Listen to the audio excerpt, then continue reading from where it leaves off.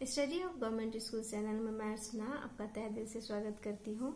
तो इस क्लास 7 की पुस्तक है भूगोल की हमारी दुनिया। अध्याय है जीवन का आधार पर्यावरण। तो इसी पुस्तक की वीडियो में मैंने ये ध्वनि प्रदूषण और वायु प्रदूषण को देखा था। अब इस वीडियो में हम जल प्रदूषण के संदर्भ में कुछ जानकारी हासिल करेंगे। जल प्रदूषण के कारण को देखेंगे और इसके रोकथाम के संदर्भ में भी हम देखेंगे। जल प्रदूषण जल में किसी बाहरी पदार्थ की उपस्थिति जो जल के स्वाभाविक गुणों को जल की क्षमताओं के गुणों में इस प्रकार परिवर्तन कर दे कि वह उपयोगी ना रहे, हमारे स्वास्थ्य के लिए, जीवों के स्वास्थ्य के लिए हानिकारक हो जाए, तो उस जल को हम प्रदूषित जल कहते हैं। इसका बहुत सारा कारण भी है जिसके कारण ये जल प्रदूषित हो जा रहे हैं। जल के भौतिक, रासायनिक तथा जैविक लक्षणों में होने वाले परिवर्तन जो मनुष्य तथा जलीय जीवों पर हानिकारक प्रभाव छोड़ते हैं। जल में अनावश्यक पदार्थ का अत्यधिक मात्रा में मिलना जिससे मनुष्य, जंतु तथा जलीय जीव क्षतिग्रस्त होने लगते हैं।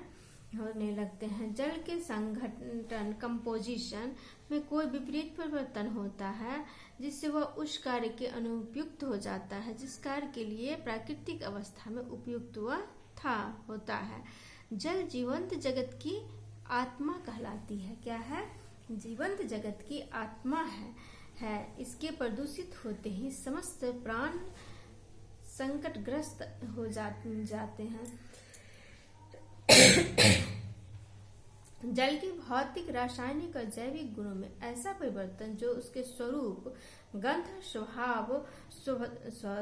स्वाद के कारण जन स्वास्थ्य, पशुओं, जल जीवों तथा वाणिज्यिक, औद्योगिक तथा कृषि कार्यों के लिए भी हानिकारक ही हो।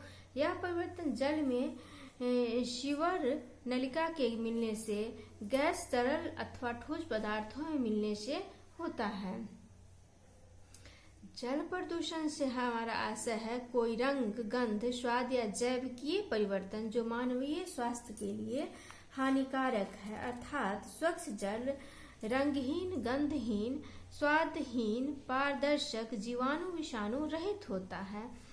जब इसके मूलभूत गुणों में ऋणात्मक परिवर्तन होते हैं तो मानवीय सहन क्षमता से अधिक हो तो यह प्रदूषण के अंतर्गत आ जाता है जिसमें अशुद्धियां या खनिज इतनी अधिक मात्रा में मिल गई होती है जो मानवीय स्वास्थ्य के लिए हर प्रकार से हानिकारक होती है।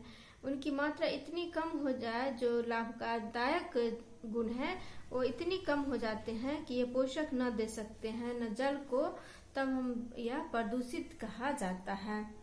प्राकृतिक जल में किसी वायु घुलनशील अथवा अघुलनशील वस्तुओं के मिलने के साथ ही प्रदूषण प्रारंभ हो जाता है, अर्थात मानवीय हस्तक्षेप के कारण जल के भौतिक, रासायनिक और जैविक गुणों में ह्रास तो उसे प्रदूषित जल कहते हैं। प्राय रंगहीन, गंधहीन एवं स्वादहीन, उदासीन गुणवत्ता वाले जल में जब कोई मानवीय क्रियाओं के कारण विजातीय पदार्थ मिलते हैं तो उसे प्रदूषित जल की श्रेणी में ही हम रखते हैं। जल प्रदूषण के कई प्रकार है। भौतिक प्रदूषण, रासायनिक प्रदूषण, जैविक प्रदूषण, और इसके कारण है प्राकृतिक प्रक्रमों एवं मानवीय प्रक्रमों के द्वारा ये प्रदूषित होते हैं। मानवीय प्रक्रमों में है अपामार्जन, वाहित मल, कृषि उपयोगी पदार्थों के जल में मिलना, ईंधनों का जल में मिलना, रेडियोधर्मी पदार्थ। जल का शोधन करने में जल प्रदूषण के प्रभाव का बहुत सारे प्रभाव है। जैसे कि पेड़ पौधों पर इसका दुष्प्रभाव पड़ता है, प्रदूषित जल का, जीव जंतुओं पर भी प्रभाव पड़ता है, पारिस्थितिक तंत्र पर भी प्रभाव है, मनुष्यों पर भी इसका दुष्कर प्रभाव पड़ता है।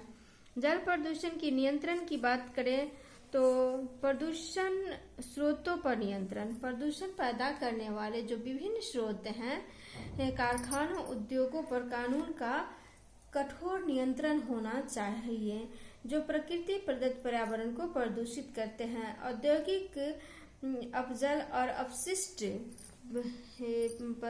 बिना उपचार के नदियों और तालाबों में उसे क्या किया जाता है कि छोड़ दिया जाता है, उसी से जोड़ ही दिया गया है दोनों की। उसका जो नल है, जो उसमें जल के निष्कासन होने का जो स्रोत है, उसे पूरी तरह से उस नदियों से ही, आसपास की नदियों से ही उसे जोड़ दिया गया है। उद्योगपति उपचार संयंत्रों में व्यय राशि को उत्पादित मूल्य में जोड़ता है और उद्योगपति उपचार पर व्यय नहीं करते हैं। वे बाजार में तुलनात्मक रूप में सस्ते दामों पर उत्पादन बेचता है। परिणाम स्वरूप स्वार्थी उद्योगपति अधिक लाभ पा जाते हैं। अतः सभी पर कठोर नियंत्रण होना आवश्यक है। जनमानस की जल प्रदूषण के प्रति जागरूकता का होना आवश्यक है। जैसे कि विभिन्न प्रकार के विज्ञापनों का सहारा लेकर जो सहज ढंग से सामान्य जनता तक जो विज्ञापन पहुंच सके, उसकी सहायता लेकर जनमानस को इसके लिए हमें जागरूक करना आवश्यक है।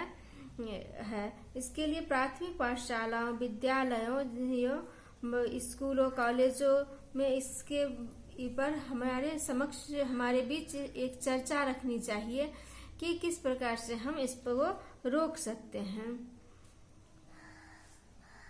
प्रदूषण निवारण हेतु नई तकनीकों के विकास के बारे में भी, विकास की जो व्यवस्था है उस पर भी हमें अपनी दृष्टि डालनी चाहिए। सीवेज वाटर को पेयजल में बदला जा सकता है। सीवेज वाटर को क्या है, पेयजल में हम बदला जा सकता है।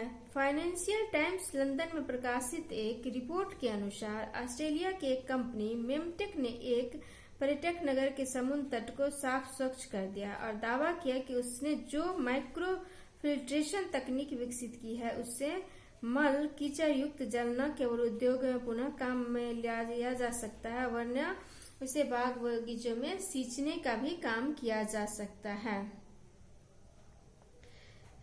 तो ये इस प्रकार की जो बहुत सारे तकनीक हैं उनकी सहायता लेना जरूरी है। ऑक्सीजन तल की बात करें तो मल जल की गंदगी को शैवाल द्वारा खुले तालाबों में प्रविष्ट कराया जाता है। इन तालाबों को ऑक्सीकरण या निरीक्षण ताल कहते हैं। इन तालाबों में गंदे जल को भरा जाता है और जिससे ठोस निलंबित कण बैठ जाते हैं।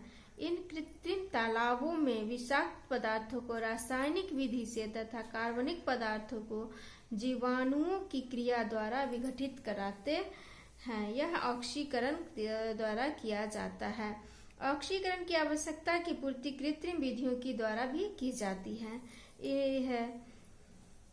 इसमें हरे शैवाल का उपयोग होता है जो जल में प्रकाश संश्लेषण क्रिया द्वारा ऑक्सीजन उत्पन्न करते। यह कार्य जीवाणुओं और शैवाल की सहजीविता द्वारा संपन्न होती है।